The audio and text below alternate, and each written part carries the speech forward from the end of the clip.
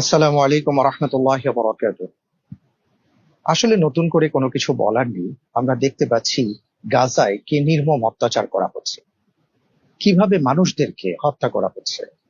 অভিশপ্ত জায়নবাদীরা একটি জনপদকে ধ্বংস করার জন্য কতটা নির্মম হতে পারে সেটা আজকের পৃথিবীর মানুষ সবাই দেখছে।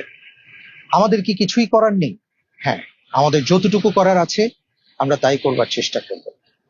আসছে 12ই এপ্রিল, রোজ শনিবার বিকেল 3টায় শাহবাগ থেকে মানিক মিয়া এভিনিউ পর্যন্ত মার্চ ফর গাজা যে মুভমেন্ট অনুষ্ঠিত হবে, ইনশাআল্লাহ তাআলা আমি সেই মুভমেন্টে থাকব। আমি আশা করব ইনশাআল্লাহ আপনারাও আমাদের সাথে থাকবেন। আসুন, দল, মত, বর্ণ নির্বিশেষে সবাই একসাথে নামি অত্যাচারের বিরুদ্ধে, সবাই একসাথে নামি অত্যাচারীর বিরুদ্ধে। আল্লাহ তাআলা আমাদের সবাইকে সে তৌফিক দান করবেন।